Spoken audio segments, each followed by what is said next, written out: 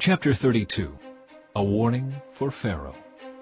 On March 3, during the 12th year of King Jehoiachin's captivity, this message came to me from the Lord. Son of man, mourn for Pharaoh, king of Egypt, and give him this message. You think of yourself as a strong young lion among the nations, but you are really just a sea monster, heaving around in your own rivers, stirring up mud with your feet. Therefore, this is what the sovereign Lord says: I will send many people to catch you in my net and haul you out of the water. I will leave you stranded on the land to die. All the birds of the heavens will land on you, and the wild animals of the whole earth will gorge themselves on you. I will scatter your flesh on the hills and fill the valleys with your bones. I will drench the earth with your gushing blood all the way to the mountains, filling the ravines to the brim. When I blot you out, I will veil the heavens and darken the stars. I will cover the sun with a cloud, and the moon will not give you its light. I will darken the bright stars overhead and cover your land in darkness. I, the sovereign Lord, have spoken. I will disturb many hearts when I bring news of your downfall to distant nations you have never seen. Yes, I will shock many lands, and their kings will be terrified at your fate. They will shudder in fear for their lives as I brandish my sword before them on the day of your fall. For this is what the sovereign Lord says: the sword of the king of Babylon will come against you.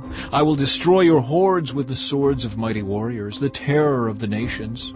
They will shatter the pride of Egypt, and all its hordes will be destroyed.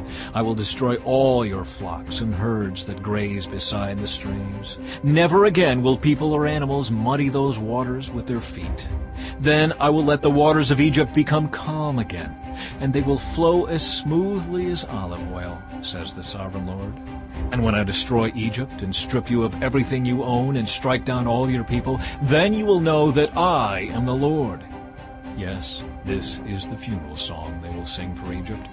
Let all the nations mourn. Let them mourn for Egypt and its hordes. I, the sovereign Lord, have spoken. Egypt falls into the pit. On March 17, during the 12th year, another message came to me from the Lord. Son of man, weep for the hordes of Egypt and for the other mighty nations, for I will send them down to the world below in company with those who descend to the pit. Say to them, O Egypt, are you lovelier than the other nations? No, so go down to the pit and lie there among the outcasts.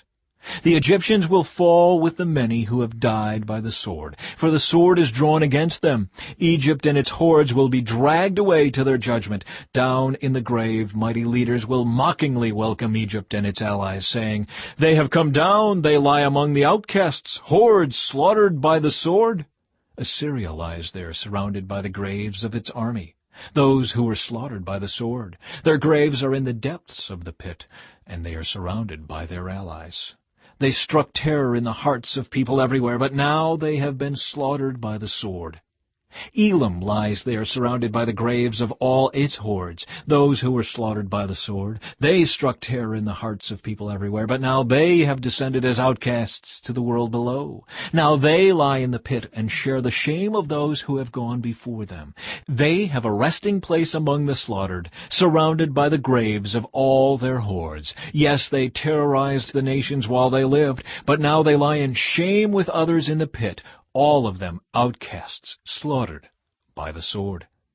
Meshach and Tubal are there, surrounded by the graves of all their hordes. They once struck terror in the hearts of people everywhere, but now they are outcasts, all slaughtered by the sword. They are not buried in honor like their fallen heroes, who went down to the grave with their weapons, their shields covering their bodies, and their swords beneath their heads. Their guilt rests upon them because they brought terror to everyone while they were still alive. You too, Egypt, will lie crushed and broken among the outcasts, all slaughtered by the sword. Edom is there with its kings and princes. Mighty as they were, they also lie among those slaughtered by the sword, with the outcasts who have gone down to the pit. All the princes of the north and the Sidonians are there, with others who have died. Once a terror, they have been put to shame. They lie there as outcasts with others who were slaughtered by the sword. They share the shame of all who have descended to the pit. When Pharaoh and his entire army arrive, he will take comfort that he is not alone in having his hordes killed, says the sovereign Lord. Although I have caused his terror to fall upon all the living, Pharaoh and his hordes will lie there among the outcasts who were slaughtered by the sword. I, the sovereign Lord, have spoken.